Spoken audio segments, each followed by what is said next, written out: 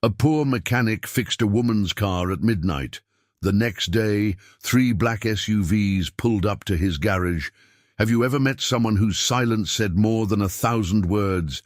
Someone who wasn't trying to be found but ended up changing your life forever? This is a story about a quiet man with a garage full of rusted tools and an even rustier heart, and a woman who walked in from the cold, not just to fix her car, but to find a place to belong. What happens when 2 people, both lost in their own ways, stumble into each other's lives? Can kindness repair what grief has worn down? Can love find its way in through the cracks we try so hard to seal?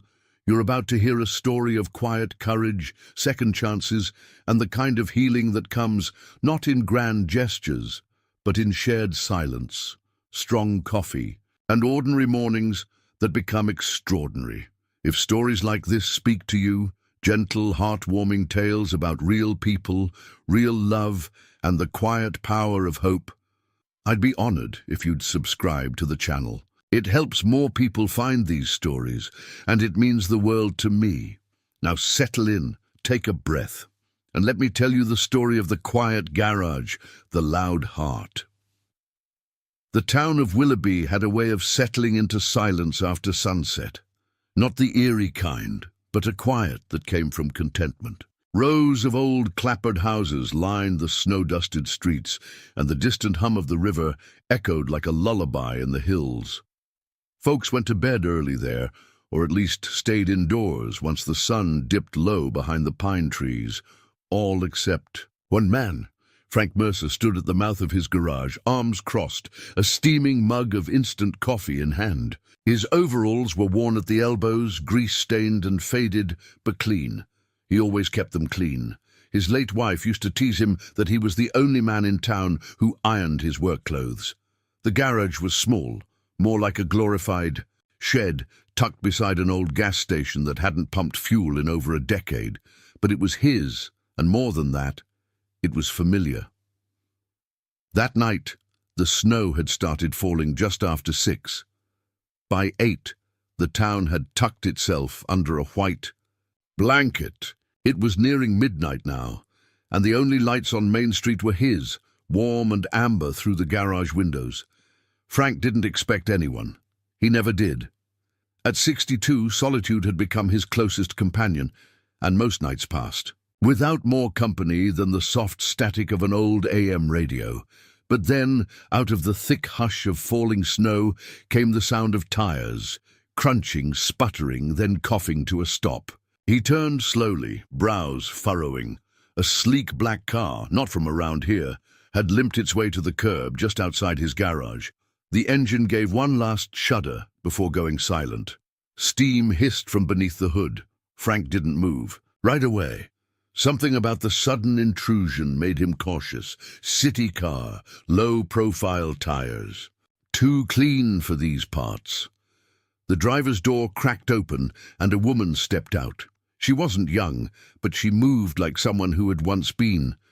Tall, wrapped in a long wool coat, her boots ill-suited for the snow. Her hat was crooked, her scarf not quite tied. She looked not lost exactly, but adrift. Frank set his mug down. "You all right there, ma'am?" She looked up, startled at first, then relieved. "I think my radiator blew, or the thermostat, I'm not sure. It just started steaming and, well, here I am." She gave a half laugh, the kind people make when they're trying to pretend they're not shaken. Frank approached slowly, hands visible. "Let me take a look." Up close, she smelled faintly of jasmine and cold air. Her hands trembled slightly as she handed him the keys. "I'm Frank," he said without ceremony, popping the hood. "Lillian," she replied, hugging herself. "I was trying to make it to Duluth before morning, but I think the weather had other plans." Frank grunted in acknowledgement. The engine was overheating, classic signs of a stuck thermostat. Not a tough fix, but he'd have to let things cool before replacing it. "You're not making it to Duluth tonight," he said, matter of fact. "You'd be lucky to make it to the diner 2 blocks down." Lillian looked back at her car, then at the dark street. "I guess I should have checked the forecast. You from around here?" No, she said, then added, just passing through. He didn't ask more. She didn't offer. You can come inside, warm up while I see what I can do. Lillian hesitated. Are you sure? I don't want to. Suit yourself, Frank said, already walking back to the garage. She followed. Inside, the garage was cleaner than most would expect. The concrete floor had been swept, tools lined neatly along the walls, and an old wood-burning stove crackled in the corner. It smelled faintly of oil and pine. Frank handed her a chipped ceramic mug. Coffee's not good, but it's hot, she smiled gratefully. I'll take it. They sat in silence for a few minutes, the snow whispering against the windows. Frank worked under the hood while she stood nearby, watching quietly. You live here long? She asked eventually. Born and raised, left for a while, came back. Why? He shrugged. Sometimes the world out there's too loud. She nodded, eyes distant. I know what you mean. Something in her tone, a thread of weariness. It caught his ear, but again he didn't press. Your thermostat's stuck. I can fix it, but I'll need it to cool down. Give it 30-40 minutes. Thank you, Frank. Really, I didn't know where I was going to end up tonight. He looked at her, really looked, and saw the strain around her eyes, the subtle slump in her posture. She wasn't just tired from the drive. Sit a while, he said. No sense standing around in the cold. She did. The silence that followed was oddly comfortable. Your garage, she said after a while, it feels peaceful. Frank chuckled. That's because no one comes here after 5 p.m. I think I needed peaceful. He didn't respond, just handed her a small wool blanket he kept in the office for the occasional late-night tow. By the time he finished the repair, the snow had thickened, turning the world outside into a soft blur of white and shadow. You sure you want to drive tonight? He asked. Roads'll be slick. She looked out the window. Her fingers tightened around the mug. Then, almost inaudibly, no, I suppose I'm not in a hurry anymore. Frank handed her the keys. There's a spare cot in the back room. I don't usually offer it, but well, it's there if you want it, no strings. Lillian blinked, surprised by the offer, and something in her expression softened. Thank you. That's very kind. Frank shrugged. Sometimes people just need a place to be. He didn't sleep much that night. Something about her presence, the way she had looked at the snow, not with wonder but with quiet resignation, stirred something long buried. Not attraction, not yet, but recognition, like finding a familiar melody in the middle of a new song. And though he didn't know it yet, the quiet garage would never be the same again. The night stretched long and cold, but inside the garage, the crackling of the wood stove and the low hum of Frank's space heater lent a kind of warmth that went beyond temperature. It wasn't cozy exactly, but it was safe. Lillian sat on the worn bench along the back wall, still wrapped in the wool blanket Frank had offered. She hadn't said much since agreeing to stay the night. Neither had he. Frank wasn't used to company, much less at midnight. Yet somehow, her presence didn't feel like an intrusion. She wasn't asking questions, poking around, or fidgeting with her phone like most people would. She just sat, quiet, watching him work. Every so often, their eyes met and there was a shared understanding. Not romantic, not yet, just something simple and human. We're both here. He crouched beneath the hood of her car, tools moving with practiced precision.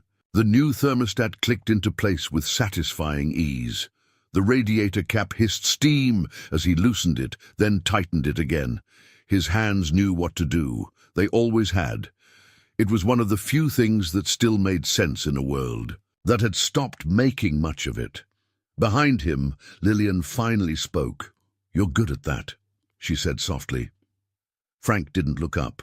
40 years will do that to you. You were in the military? He gave a small nod. Army, motor pool. Spent most of my time under Humvees in the desert. That must have been hard. He wiped his hands on a rag, straightened slowly. It was just work. Hotter, louder, fewer decent tools. She smiled faintly. You talk like a man who doesn't like to dwell. He considered that. Not much use in it. There was a long pause before she asked, "What about your wife?" He turned then. His eyes met hers, still and unreadable. She passed. 10 years ago. I'm sorry. He nodded, then returned to his tools. Me too. The silence that followed wasn't awkward. It was reverent in a way, like the space around them had become a kind of sanctuary, unspoken grief hanging in the air like incense. Lillian looked down at her coffee cup, now empty. I lost someone too. Frank didn't answer, didn't ask who or when. He didn't need to. Loss had a sound, and it was in her voice. Instead, he said, "You can sleep in the office. It's warmer, there's a cot, a couple of extra blankets. I don't want to put you out. You're not. You barely know me." Frank turned off the overhead light, leaving the soft orange glow of the stove. "Sometimes that's easier." She didn't respond, just stood slowly, blanket still wrapped around her, and followed him to the back. The office was small, half storage space, half makeshift living quarters. A dusty bookshelf lined one wall, a small cot pressed against the other. There was a photo on the desk, slightly faded, a woman with kind eyes, hair caught mid-laugh, standing next to a younger, cleaner-shaven Frank. Lillian glanced at it, then away. He handed her a second blanket and paused. "There's a bolt on the inside of the door," he said, "just in case you'd rather be sure." Lillian looked up at him. "Thank you for everything."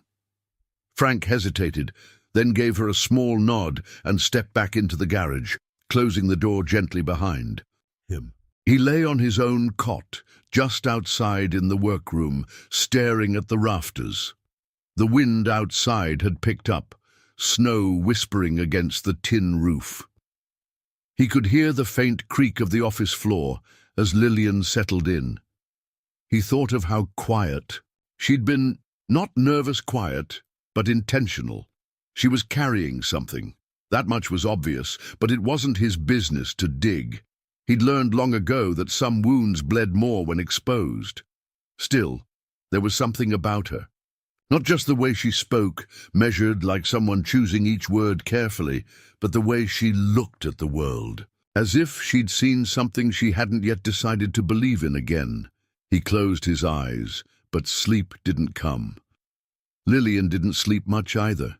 She lay on the cot, watching the shadows dance across the ceiling.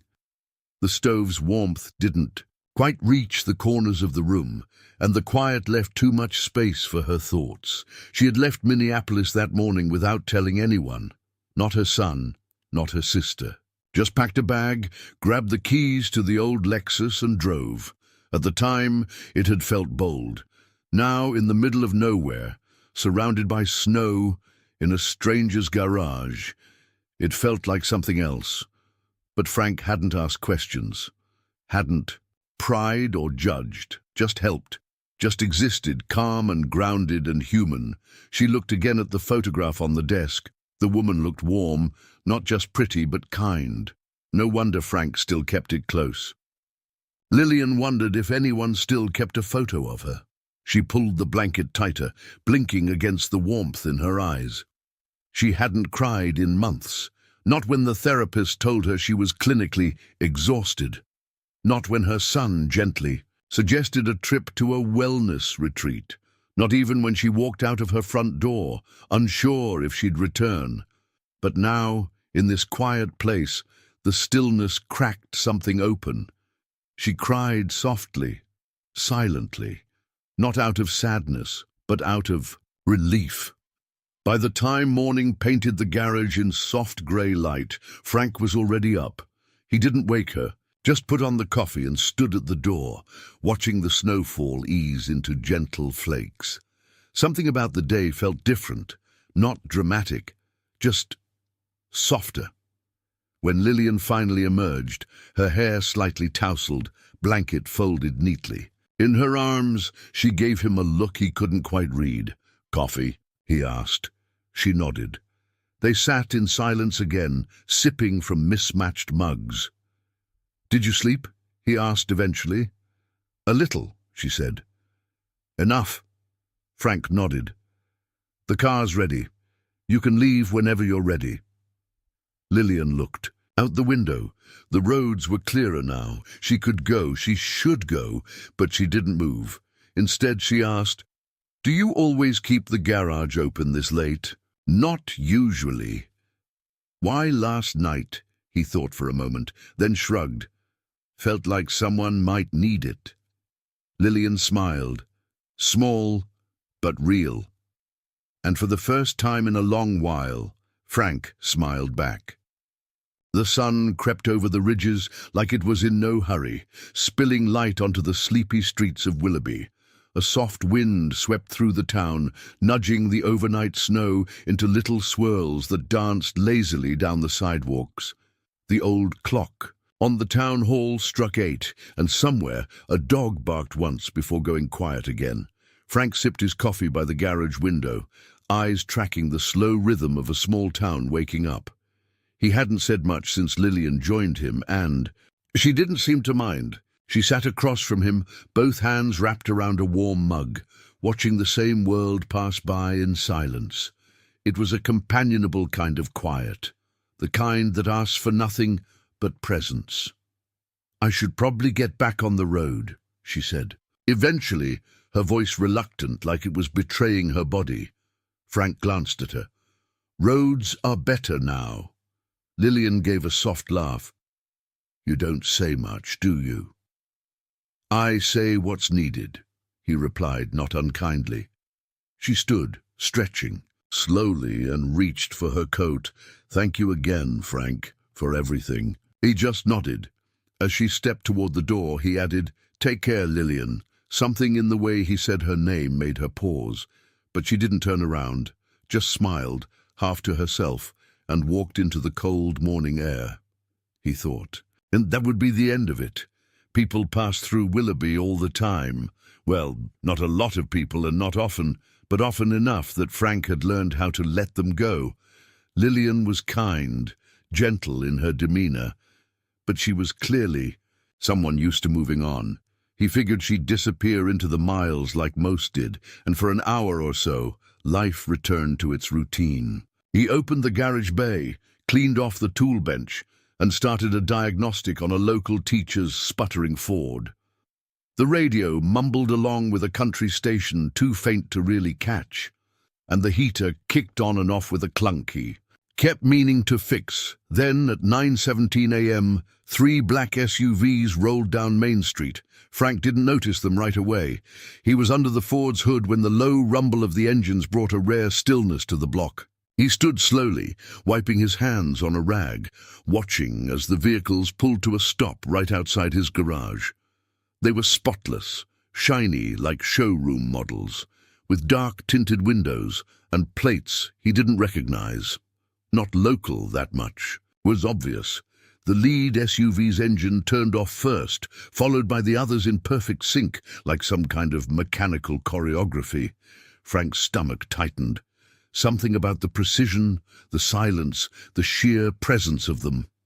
It didn't sit right. The front driver's door opened. A man stepped out. Late 30s, maybe 40, tall, clean-cut, dressed in dark jeans and a weatherproof jacket with no logo. He moved with purpose, the kind of purpose Frank remembered from his military days. Controlled, confident. Frank folded his arms across his chest. "Can I help you?" he asked, not moving from the garage threshold. The man offered a polite smile, but didn't extend a hand. "We're looking for a woman. Name's Lillian Hart." Frank's jaw tensed. He didn't answer. "She was here last night?" The man continued. "Car trouble? We tracked the vehicle here." Frank narrowed his eyes. "She left this morning. Didn't say where she was headed." The man studied him. Not hostile, but something sharper than polite. Assessing. "You a friend of hers?" "I'm a mechanic." The man nodded, then gestured to one of the other SUVs. Another man approached, carrying a tablet.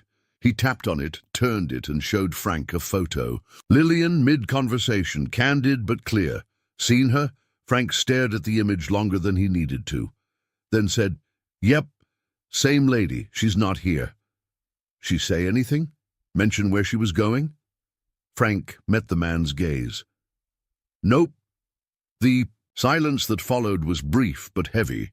Finally, the man gave a nod, signaling to the others. They didn't linger. No threats, no questions asked twice. Just a polite thank you and 3 black SUVs rolling away as smoothly as they'd arrived. Frank stood at the edge of the garage, jaw tight, the air thick around him. He didn't return to the Ford right away. Instead, he poured another cup of coffee with a hand that wasn't quite steady and sat at his desk, staring at nothing in particular. Who the hell was Lillian Hart? He didn't believe in coincidences, not at his age. The woman shows up out of nowhere, drives a luxury car unsuited for snow, carries the kind of stillness that only comes from long exposure to grief or guilt.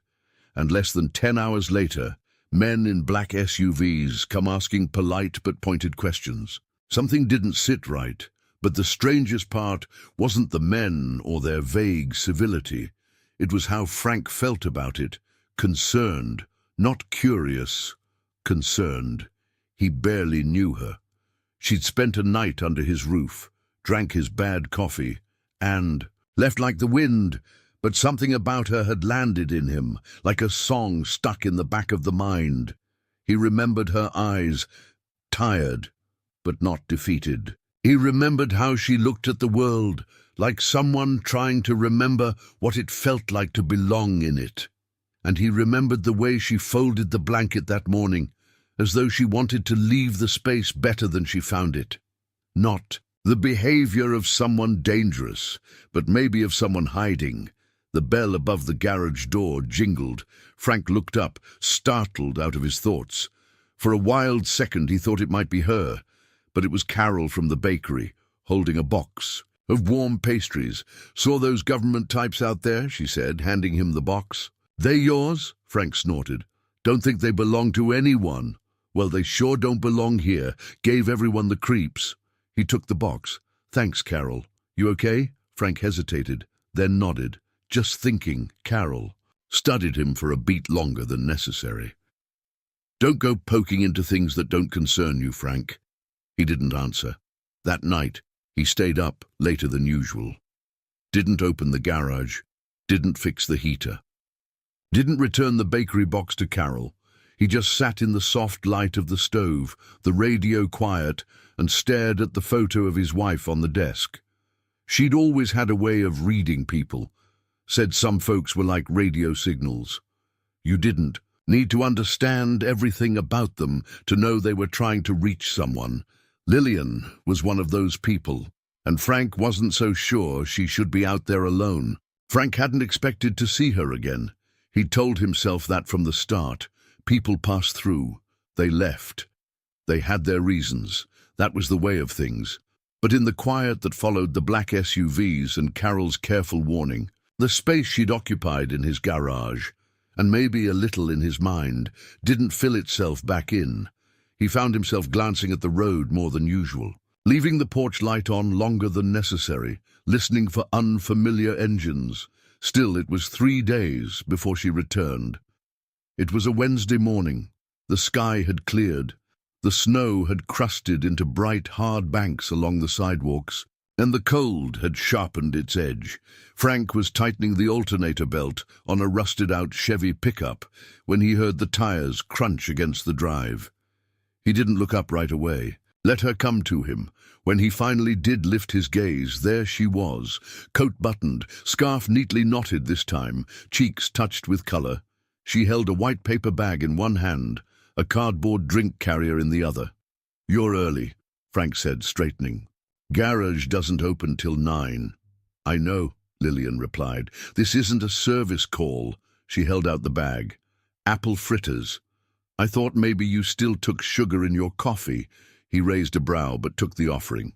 "Still do." She smiled, and it was softer than before, less guarded. Frank stepped aside, motioning her in. Stove's lit. Come warm up. Inside, she settled into the same bench by the wall as before, removing her gloves and wrapping her fingers around the coffee. Frank poured himself a mug, then opened the bag. These from Carol's? She still wakes up at 4. Some things never change. Frank took a bite. The sugar clung to his fingers, the dough still warm. They came looking for you, he said finally, wiping his hand with a shop rag.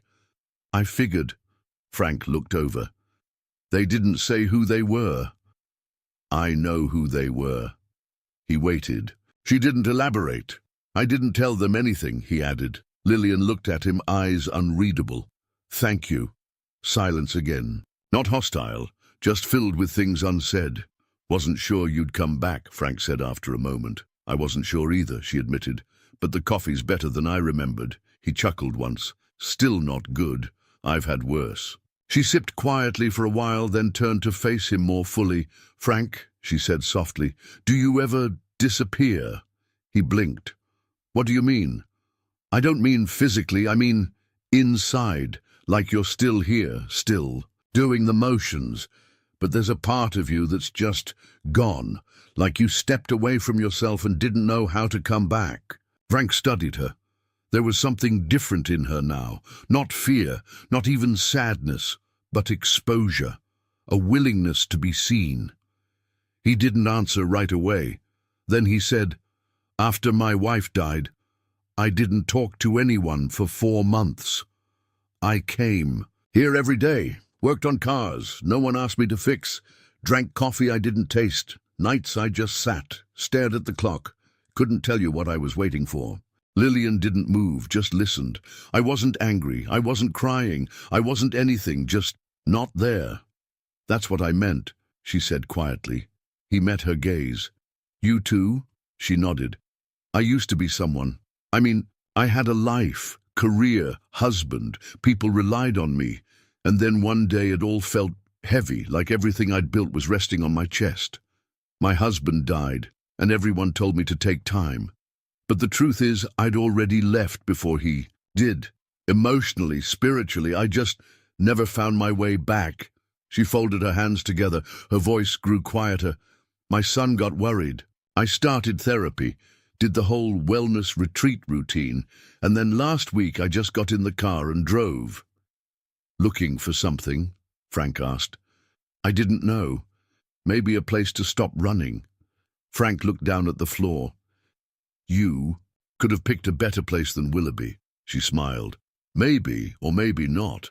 The wind rattled the windows gently, like fingers tapping to be let in. Frank poured more coffee.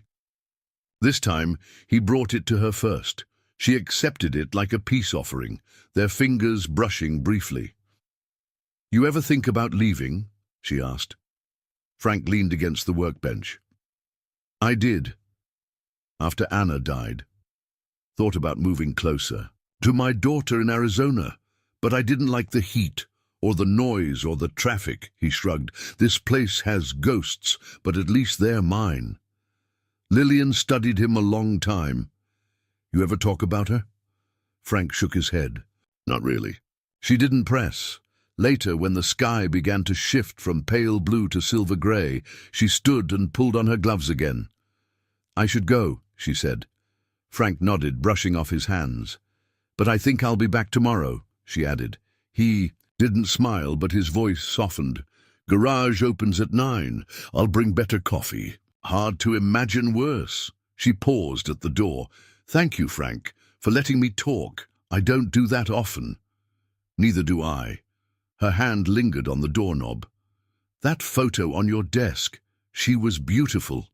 She was kind, he said quietly. That's what I miss the most. Lillian nodded once, gently, and then she was gone, the bell over the door chiming softly in her wake.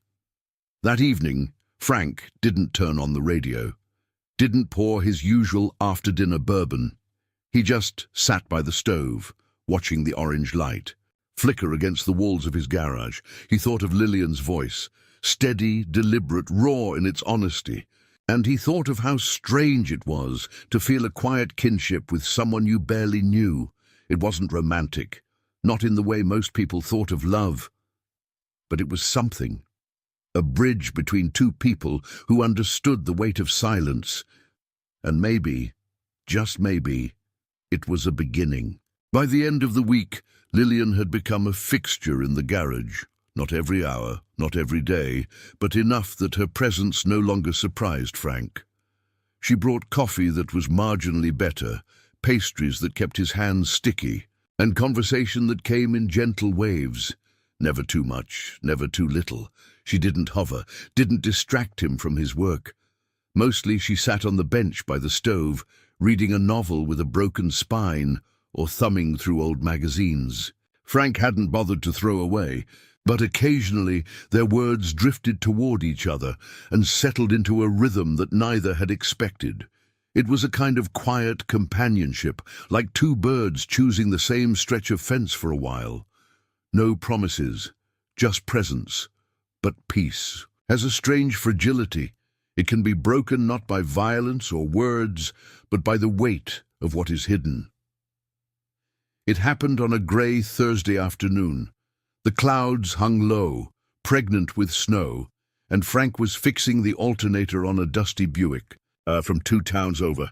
Lillian had gone out earlier that morning. Just a drive, she said, and Frank, in the lull of her absence, turned to the passenger seat of her car to move it into the bay for a quick tune-up. It was innocent. Or so he thought, as he slid into the leather seat and reached for the keys tucked under the visor. A slim, worn notebook fell from the center console and landed on the floor with a soft thud. Frank bent to pick it up, intending only to place it back where it belonged. But when he touched it, the cover shifted open just slightly, and something caught his eye, a name. His name, his full name, Franklin J. Mercer. He froze. Below it, in smaller handwriting, cleaner, more deliberate, was a single line. There. Is something still alive in him? Frank's fingers curled around the edges of the book, the hum of the heater, the ticking of the garage clock, the wind outside. It all faded under the rush of unease that pulsed in his ears. She'd written about him, and not just in passing. She'd been thinking about him, noting things. He closed the notebook carefully, almost reverently, and placed it back exactly where it had fallen, but the damage had been done. He stood beside the car, hands still, breath slow, eyes fixed on the dashboard like it might offer an answer. Lillian returned an hour later, cheeks pink from the cold, carrying 2 steaming cups of coffee and a small bag from the bookstore. "Hope you didn't finish off the whole box of donuts without me," she teased lightly as she stepped through the door. Frank didn't smile. She noticed immediately. "You all right?" He didn't look up from the engine. "Fine." Her brow furrowed, but she set the cups down and unwrapped her scarf slowly. "You sure? You seem—" Frank closed the hood with more force than necessary. "You wrote about me," he said flatly, still not facing her. The words hung between them like cold air. Lillian's breath caught. "You went through my things?" "No. It fell out. Your notebook." Her face drained of color. She stepped forward, then paused. "Frank, I didn't mean you wrote my name, said something was still alive in me." He turned, his voice quiet but firm. "What does that mean?" Lillian blinked, suddenly looking smaller. "It was just a note, a thought. I wasn't keeping tabs or anything." "Then why write it down?" "Because—" She faltered, then exhaled. "Because I've spent the last few months surrounded by people who looked at me and saw someone broken, someone they needed to fix. But when I met you, I didn't feel broken anymore. I saw something in you, something steady, something good. And for a moment I felt like I could trust that steadiness." Frank looked away. "You should have told me." "I didn't expect to stay," she said, her voice cracking. "I thought I was just passing through. That notebook, it's how I process things, feelings, people. I wrote about a dozen places, faces. Yours just happened to stay with me." Frank said nothing. His jaw worked against some unspoken tension. "I'm sorry." she added, if it felt like a violation. He finally met her eyes. There was no anger in his, only something older, more weathered. A mix of hurt and caution. "You want to know why it hit me like that?" he asked. "Because I've spent the last 10 years trying not to be seen, trying to keep the past where it belongs. You show up, drink my coffee, sit in my quiet, and suddenly I'm in someone's journal, like I'm part of a story I didn't ask to be in." Lillian's shoulders dropped. "You're right, I should have asked before writing about you." He exhaled slowly, the tension easing just slightly. "I'm not angry, just surprised." She nodded. "I understand." They stood in silence, for a long while. Eventually Frank walked to the stove, poured himself a cup of lukewarm coffee, and stared at the wall for a moment before speaking again. "You said there was something alive in me." "Yes, funny," he said half to himself. "I was starting to feel that too." Lillian looked up, hopeful. "You were?" He nodded, then looked at her. Really looked. "But maybe that's the problem," he said gently. "We're both trying to come back from something, and maybe we don't know how to do it without holding on too tight." She bit her lip, eyes glistening. "Then let's not hold on too tight. Let's just let it be what it is. A quiet place. For now." Frank studied her, then gave a slow nod. "A quiet place," he repeated. Lillian smiled, small but genuine. "With decent coffee." He chuckled, the tension finally softening. That might be asking too much. That evening, long after she'd gone, Frank sat at his workbench and stared at the old radio dial. He didn't feel betrayed. He felt seen. And strangely, that frightened him more than anything else. But under the fear, beneath the rusted edges of old wounds, there was something else, a warmth. Maybe she was right. Maybe there was still something alive in him after all. The rain came unexpectedly. For weeks, snow had ruled the skies over Willoughby, but this afternoon the clouds broke open and released something softer. Not the sharp sting of sleet or the smothering weight of snow, but a gentle, steady rainfall that felt more like a whisper than a warning. Frank stood in the garage doorway, arms folded, watching the drops roll off the rusted hood of an old Pontiac. The scent of wet pavement and motor oil mingled in the air, oddly comforting. Lillian hadn't come by that morning, or the one before, and while Frank told himself it didn't mean anything, he'd felt the silence in his chest more than he cared to admit. He wasn't angry, not anymore, just unsettled. He hadn't meant to overreact, but something about seeing his name in that notebook, seeing himself through someone else's eyes for the first time in years, it had shaken something loose.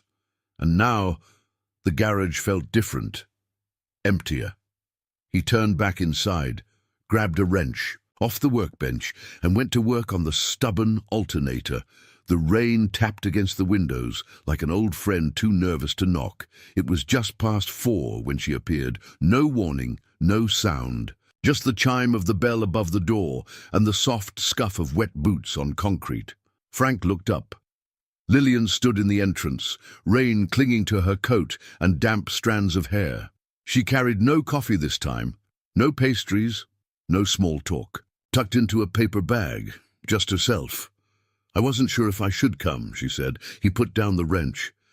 "But you did." She nodded. They stood in silence for a moment, the only sound the patter of rain on the roof. "Can we talk?" she asked. Frank motioned toward the bench by the stove. She walked over, unbuttoning her coat but not removing it, as if unsure how long she planned to stay. Frank sat opposite her, elbows on his knees, hands clasped. "I came back because I owe you more than an apology," she said, voice low. "I owe you the truth." He didn't interrupt.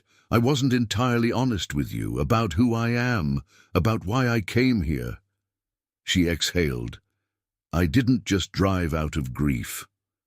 I ran." Frank tilted his head slightly, waiting. "My husband Didn't die in his sleep like I told you, she said. He took his own life 2 years ago. Frank's brow furrowed, but he remained quiet.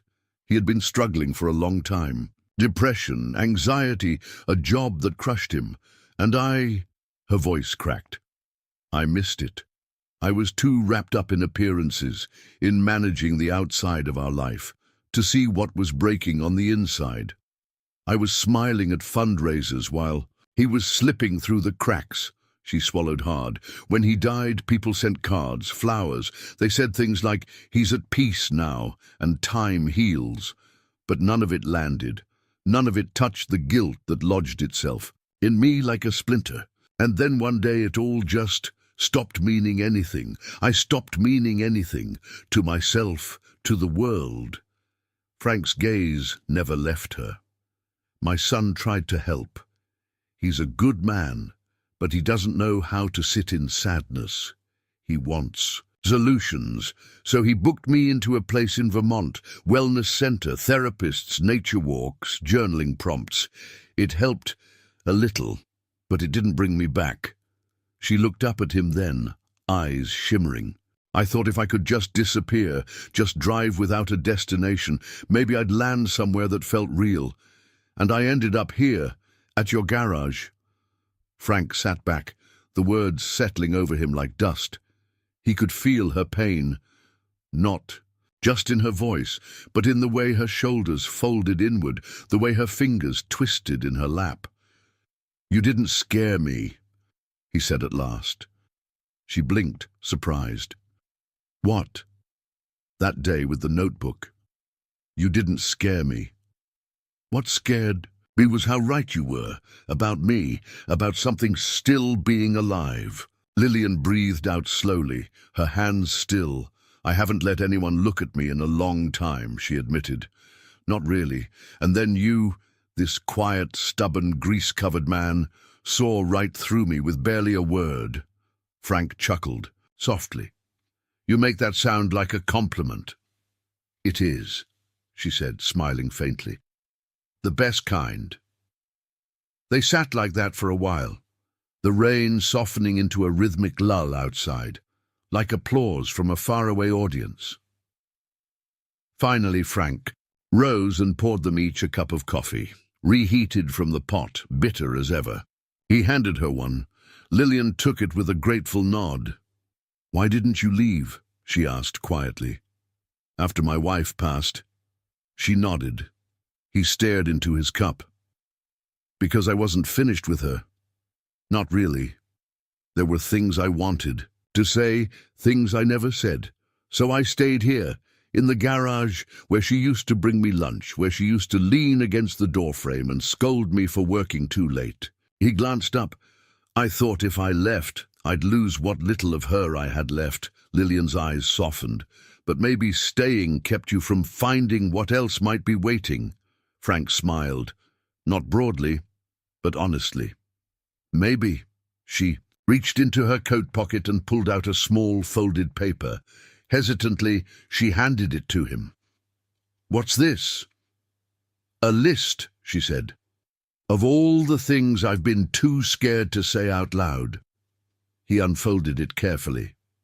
The handwriting was neat, deliberate. There were only 3 lines. "I don't want to disappear anymore. I'm afraid to hope again. I'm starting to feel something, and I don't know what to do with it." Frank read it twice, then folded it and placed it in his chest pocket. Without a word. "You didn't laugh," she said softly. "Nothing funny about being honest." She smiled. "You still open at 9 tomorrow?" He looked at her, warmth rising behind his tired eyes. "Coffee's on at 8. That night Frank didn't lie awake like usual. He slept deeply, dreamlessly, and woke to the scent of rain still in the air and the faintest sense that the garage and the man inside it had changed. And for the first time in a long time, he looked forward to morning. Frank had always been a man of routine. Wake up before the sun, black coffee by the stove, open the garage at 9 sharp, fix whatever rolled in, no matter how busted or broken, close up shop by 6, reheat something for dinner, radio, silence, sleep. He hadn't thought of it as loneliness. Not until recently. Not until Lillian.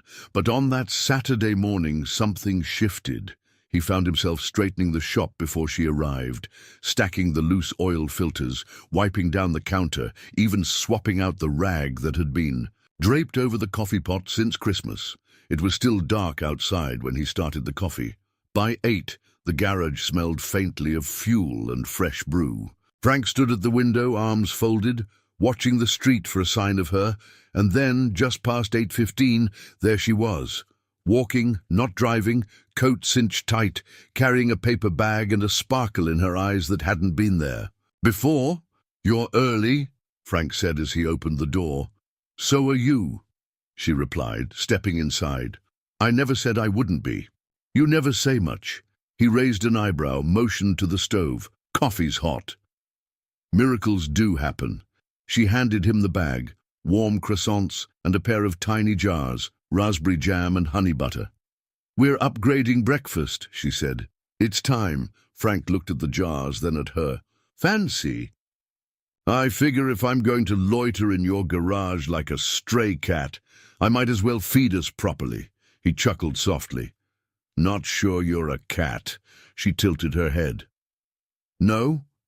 You don't knock things off the shelves. Yet." Frank let out a real laugh, short, surprised, and entirely unplanned. He looked at her afterward, almost startled by the sound. Lillian froze, eyes wide in mock shock. "Was that a laugh?" "Don't get used to it." She grinned. "I was beginning to think you didn't know how." He poured her coffee, handing it over with a shrug. "Takes the right kind of joke." They sat together by the workbench, the morning sunlight creeping through the windows, slicing the garage into slivers of gold and shadow. Outside, the town was beginning to stir. Not loudly, but with the gentle rhythm of a weekend morning. In a place that still valued slow starts. Later, as Frank worked under the hood of an old Chevy, one of the few pickups older than his own, Lillian wandered around the garage, examining tools with curiosity. "What's this thing?" she asked, holding up a long, rusted contraption that looked like it belonged in a horror film. "Ball joint press." "For ball joints." She gave him a look. "Suspension," he clarified. "Holds the wheels steady. Keeps you from drifting." She nodded. "Important, then." More than people realize. She studied it a little longer, then set it down carefully. "Can I help?" Frank blinked. "With what?" "Whatever you're working on." He glanced toward the Chevy. "You ever used a ratchet?" "I was married for 20 years. Frank gave a slow smile. "That's not the same." Lillian walked over and stood beside him, pulling her sleeves up. "Show me." He handed her the ratchet. "Loosen this bolt here counterclockwise. Not too fast or it'll strip." She followed his instruction, tongue tucked slightly into her cheek in concentration. The bolt gave with a soft metallic groan. "There," she said triumphantly. "Not bad. I'll take that as high praise." Frank gave her a sideways glance. "Most folks wouldn't have asked. Most folks aren't trying to earn their keep in a garage with bad coffee." He laughed again, this time longer, easier. "You keep showing up with croissants, you might get promoted." "To what?" "Assistant grease monkey, apprentice." Sounds prestigious. They fell into an easy rhythm. Him explaining, her asking, both of them comfortable in the gentle give and take. At one point, he handed her a socket wrench without even looking, and she took it without hesitation. It felt strangely like they had done this for years, and somewhere in that rhythm, Frank felt something loosen. Not a bolt, not a tension rod, but something in his chest. A weight he hadn't realized he was still carrying. He didn't say anything, but he smiled, and she saw it. Around noon, Frank stepped away from the truck, wiped his hands, and leaned against the workbench. "You hungry?" "I could eat," Lillian replied, brushing a smudge of grease from her cheek. "I've got chili in the back room, left over but decent." She gave him a mock stern look. "Is this your way of asking me to lunch?" "No," he said deadpan. It's my way of keeping you from fainting in my garage. Romantic, he shrugged. It's a start. Lillian followed him into the office, where a small microwave and a battered old crockpot held court atop a filing cabinet. Frank ladled the chili into two mismatched bowls and handed her one. They ate in comfortable silence. She glanced at him, over the rim of her bowl.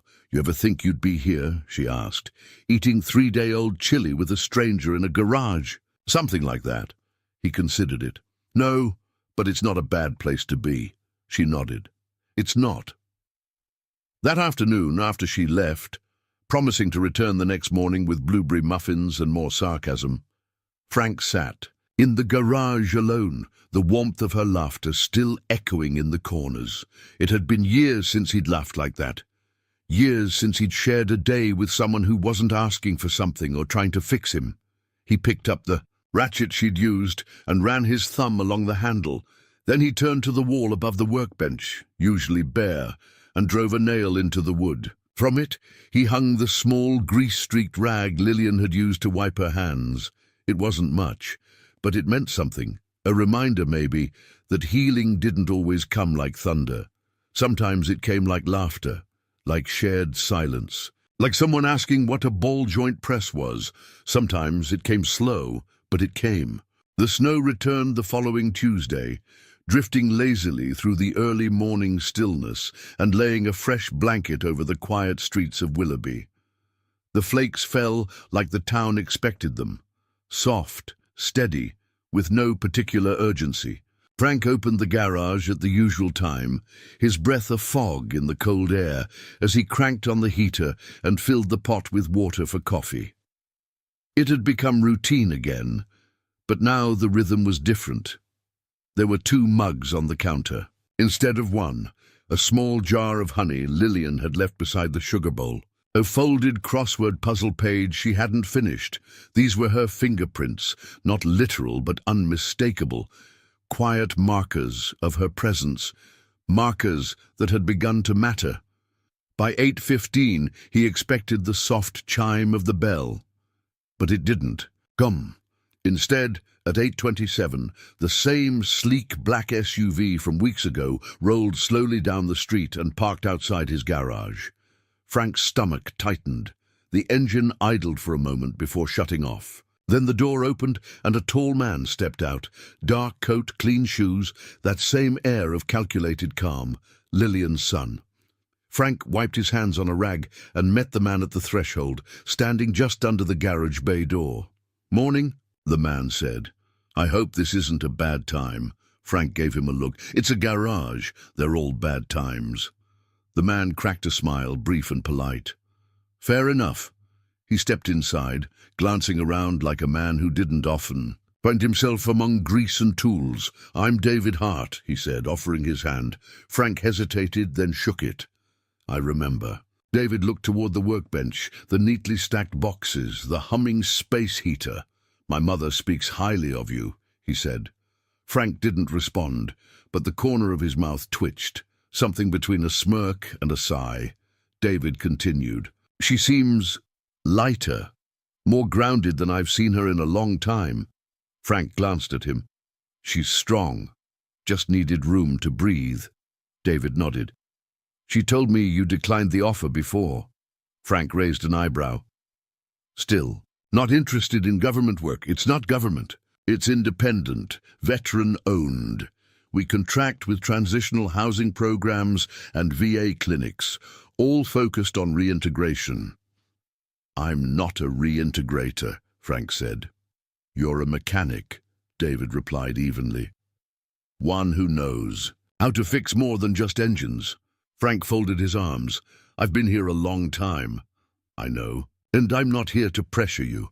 I'm here because we're launching a program in Duluth. Fleet management, workshop training for vets who've aged out of the system, men who still want to work but aren't sure how to start again." Frank looked away. "We need someone steady, someone they'll respect, someone who's lived a life, not just studied it." David pulled out a folder and set it on the workbench. "No deadlines, no expectations, just look it over." Frank didn't touch it. David paused, then added, You helped my mother when no one else even saw her. This offer isn't a favor, it's a recognition." Frank studied him. This man who moved like he carried the weight of others for a living. He saw the same steadiness in David that he now saw in Lillian. A quiet resilience, the kind that could only come from surviving something you couldn't name. "I'll think about it," Frank said at last. David nodded. "That's all I ask." He started for the door, then paused. "She cares about you," he said softly. "I don't think she said it out loud, but she doesn't have to." Frank didn't move, didn't answer. He just watched as David stepped back out into the snow and disappeared into the SUV, the tires crunching softly as they pulled away. It was almost noon when Lillian finally arrived, her boots dusted white, cheeks pink from the cold. "Sorry, I'm late," she said, unwinding her scarf. "Had to wait for a train to pass, and I got distracted at the bookstore again." Frank was quiet. She looked up, immediately sensing something in his posture, too still, too guarded. "What is it?" He nodded toward the workbench. "Your son came by." Lillian stiffened. "Did he say why?" "Said they're starting a program in Duluth, veterans, workshop skills, gave me a folder." She swallowed. "He shouldn't have blindsided you." "He didn't. He was respectful." She studied him. "But it shook you." Frank turned, leaned against the workbench, arms folded. "I've spent the last 10 years convincing myself the world didn't need me anymore, that I'd done my part, that this garage was all I had left." Lillian stepped closer, voice gentle.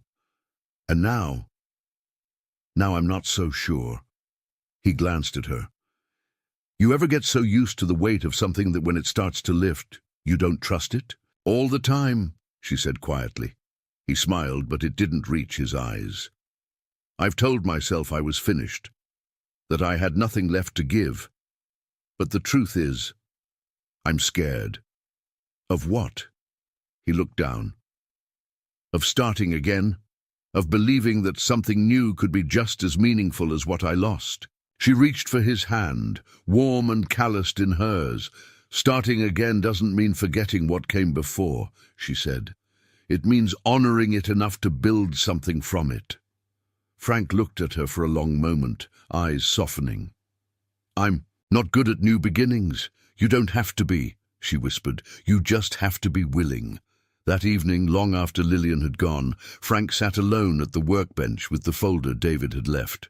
He hadn't opened it yet. Outside, the snow fell thick and quiet, muffling the world. He picked up the folder and ran a thumb along the edge. He wasn't sure if he'd say yes. He wasn't sure if he could. But for the first time in years, he wasn't certain he'd say no.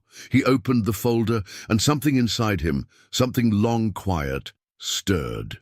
The first time Frank closed the garage before sundown, in over a decade, it wasn't for a storm. It wasn't for a funeral or illness. It was by choice. At 2:17 p.m. on a Wednesday, he flipped the sign on the garage door to closed, grabbed his winter coat from the hook by the door and paused. He stared at his reflection in the garage window, not checking his appearance, but something deeper, as if trying to see the man he used to be and the man he might still become. Then he turned and stepped into the snow. The drive to Duluth was long and quiet. 2 hours on winding roads, flanked by tall pines and wide fields blanketed in white. The sun was already slanting low in the sky, casting gold across the snowbanks. Frank drove without the radio on, letting the hum of the truck and the rhythm of his thoughts keep him company. In the passenger seat sat a worn leather folder, the one David had given him, now filled with dog-eared pages, pencil notes in the margins, and a printed schedule clipped to the front. Veteran Workshop Orientation, Duluth Center. It felt surreal, like stepping into someone else's life, or maybe stepping back into his own after being away too long. He arrived just before 5. The building was nondescript, an old converted warehouse tucked into a quiet part of town. A faded American flag flapped in the cold wind. The parking lot was half full, a mix of old pickups and military-grade vans. As Frank stepped inside, warmth hit him in a wave, the smell of coffee, fresh paint, and something else. Hope, maybe. A kind of quiet energy. A young man in a flannel shirt looked up from behind a folding table.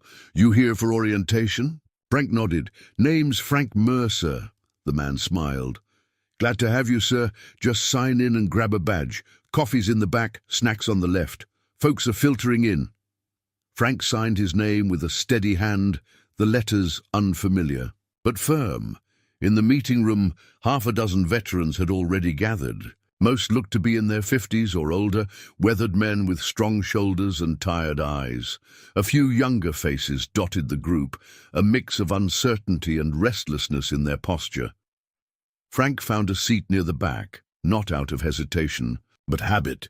David Hart stood near the front, arms folded, speaking with a coordinator. When he saw Frank, his expression didn't change much, just a brief flicker of approval in his eyes, a quiet acknowledgement between men who didn't waste words.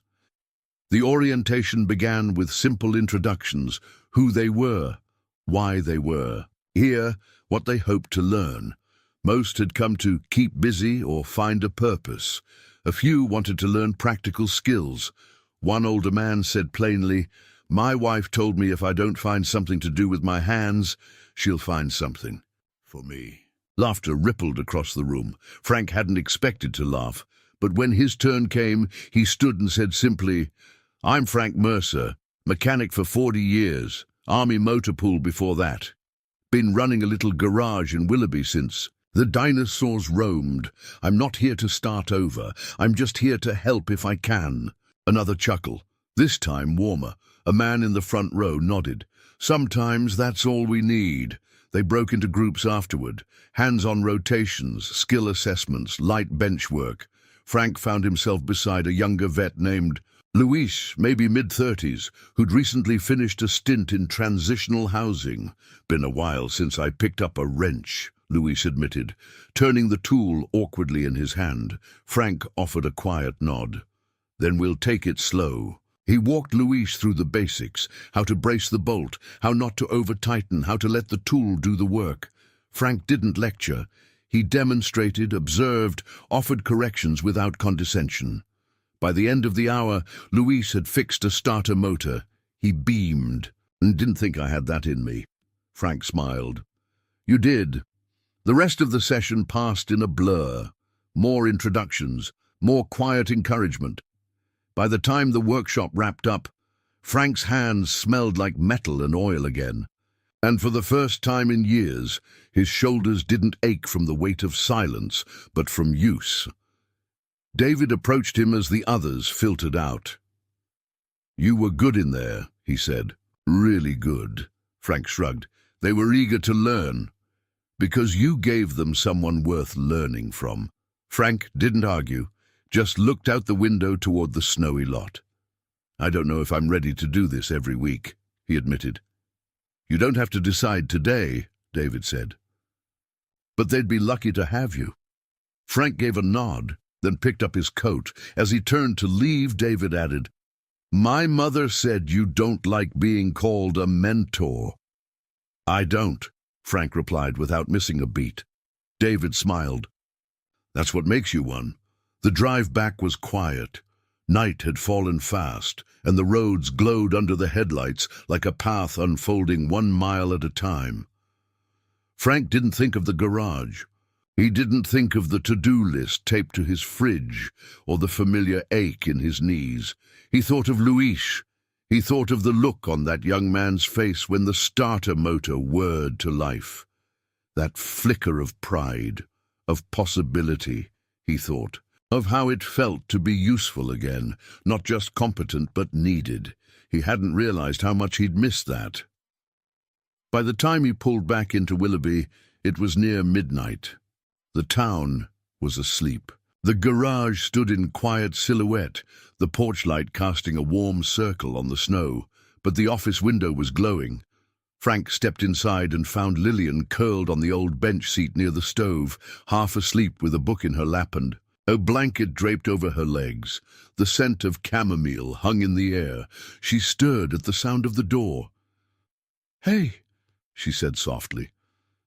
"I thought I'd wait for you." Frank hung his coat and sat across from her. "You didn't have to." "I wanted to." They sat in silence for a beat. Then Frank said, "It was good." She looked at him. "I didn't think I'd want to go back," he continued. "Didn't think I'd have anything left to give." "And now?" He smiled faintly. "Now I think maybe I was just waiting for the right place to give it." She reached for his hand. "I'm proud of you."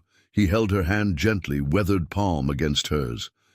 "I think I might be proud of me too." Frank woke before the sun, as always, but now, instead of cold silence greeting him in the dark, there was the faint aroma of something warm, something cinnamon-sweet, drifting in from the kitchen corner of the garage office. The sound of soft humming trailed just beneath it, like wind rustling through familiar trees. He stretched, joints creaking, and sat up slowly on the cot. Lillian stood at the hot plate, wearing one of his old flannels, sleeves rolled clumsily over her wrists, and stirring something in a pan. Her hair was pulled back, her eyes still soft with sleep, but her presence filled the space with a quiet kind of warmth. "You're up early," he murmured, voice gravelly with sleep. She looked over her shoulder and smiled. "Couldn't sleep. Thought I'd surprise you." "I don't do surprises before coffee." She lifted a mug from the table and handed it to him. "Then you're in luck." Frank took it, sipped, and raised an eyebrow. "You finally figured out how to make it drinkable." "I added cinnamon and mercy," she said. "You're welcome." He chuckled and sat down on the bench seat. Outside, the snow had stopped sometime during the night, and pale morning light was just beginning to creep through the garage windows. The whole town lay still under a layer of white, undisturbed and expectant. "What's in the pan?" he asked. "French toast, kind of." "I improvised," Frank smirked. "Dangerous words." Lillian plated the toast and brought it over. They ate side by side, knees nearly touching, hands warming around their mugs. The only sounds were the occasional scrape of a fork, the whisper of wind outside, and the subtle, steady rhythm of two people learning to exist together without the need to fill every silence. Later that morning, after breakfast and a half-hearted attempt at cleaning the hot plate, Frank opened the garage bay as he always did. But this time, Lillian didn't leave right away. Instead, she pulled up a stool near the workbench and picked up a paperback she'd started 3 days earlier, a dog-eared mystery with a missing cat and an implausible detective. Frank eyed her. "You planning to just sit there and supervise?" She looked over the rim of her book. "Someone has to make sure you don't sabotage your own alternators." He smirked. "You gonna start charging rent?" "Only if the coffee goes bad." Again, they shared a look. One of those quiet, shared jokes that required no explanation. Frank turned back to the car on the lift, and for the next hour they worked in tandem. He with his tools, she with her pages, each occasionally breaking the rhythm with a dry comment or a passing smile. It was unremarkable, simple, but in that simplicity something profound began to take root.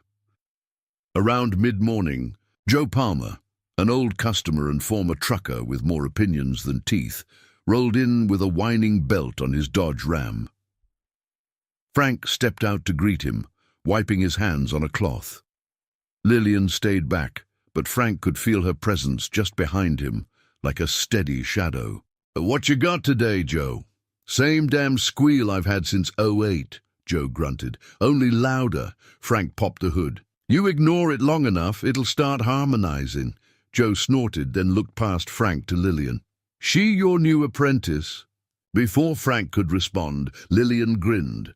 "Only if he gives me a raise," Joe chuckled. "She's sharp. Keep her around." Frank shot her a glance. "That's the plan." It slipped out before he even realized it. And when he saw Lillian's eyes catch the words and hold them gently, he didn't pull them back. They worked on Joe's truck together, Frank handling the belt tension, Lillian handing him tools with increasing familiarity. When they were done, Joe handed Frank a crumpled 10 and a container of homemade pickles. For the lady, he said with a wink. She hates pickles, Frank replied. No, I don't, Lillian interjected. Frank raised an eyebrow. Since when? Since just now. They laughed, all three of them, and Joe pulled away waving, his truck still growling faintly as it disappeared into the slush. As the day wore on, the light grew golden through the windows, casting soft shadows across the garage floor. Frank cleaned his hands at the sink while Lillian refilled the coffee pot. You really thinking of doing the Duluth thing? She asked. Frank nodded slowly. Every week or so, just to get started. She leaned against the counter. It suits you? He looked at her. Teaching. No, she said softly. Living again. Frank dried his hands, then stepped closer. You helped me find that again, you know.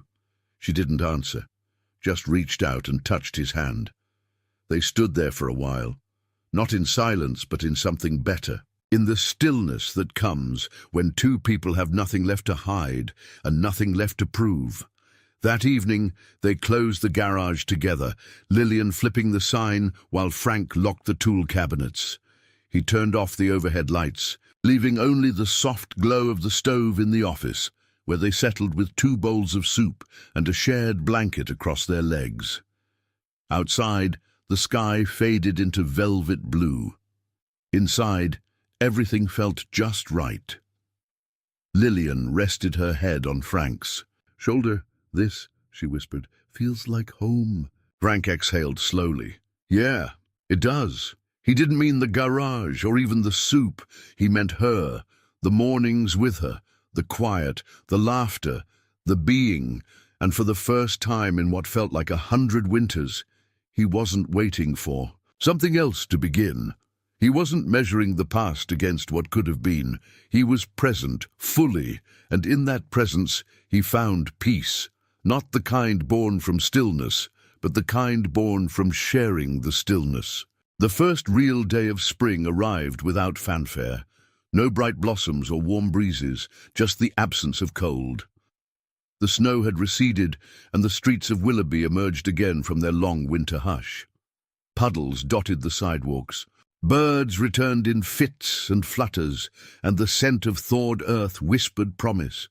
Frank stood in front of the garage, sleeves rolled to his forearms, a rare warmth touching his skin. The morning sun struck the windows just right, turning the ordinary glass into something golden.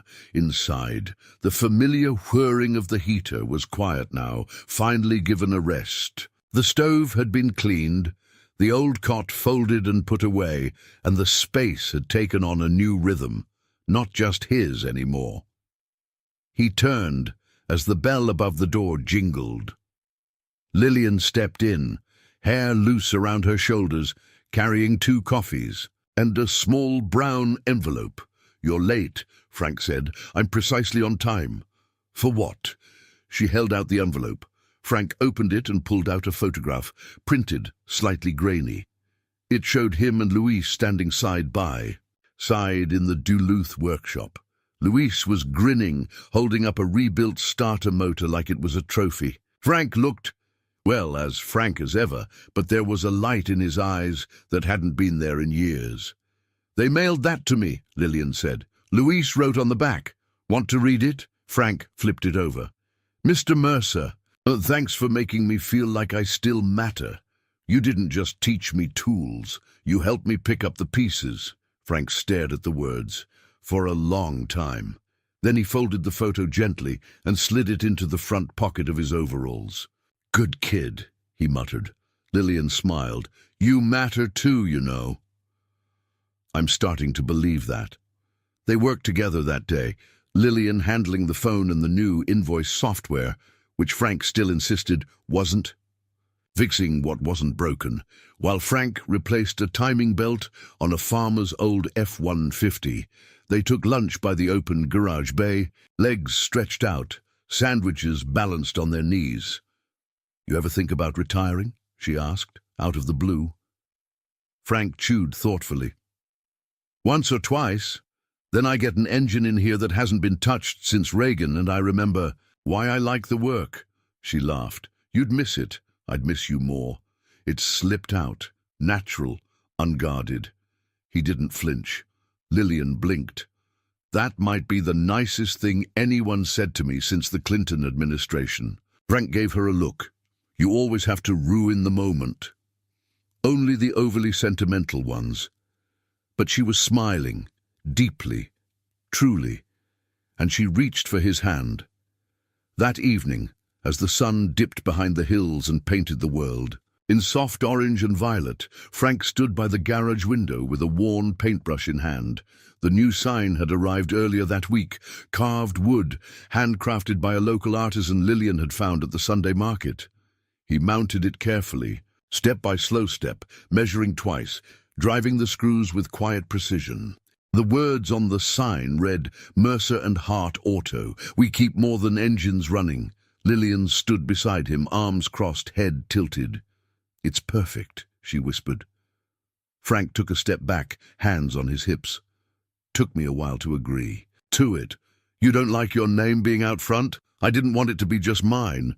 She turned to him. It never was. The next morning, a boy knocked at the garage door, just as Frank was wiping down the workbench. Barely 15, all elbows and oversized sweatshirt, a little dirt smudged on his chin. You, Frank? I am. I heard you might take on apprentices. Frank raised a brow. Who told you that? Luis. From Duluth. He said you taught him how to find his way back. Frank looked at the boy for a long moment, saw the fear under the bravado, the longing to be seen, a reflection of so many faces he'd once known, and of a younger version of himself, standing on the edge of something unknown. He reached under the bench and grabbed a spare apron, tossed it to the boy. You know how to hold a ratchet? The boy caught the apron. Not yet. Frank nodded. Good. We'll start with that. As the boy stepped into the garage, Frank caught Lillian watching from the office doorway, a smile touching the corners of her lips. New hire, she asked. Probationary. Think he'll make it? Frank glanced at the boy, fumbling with the apron ties.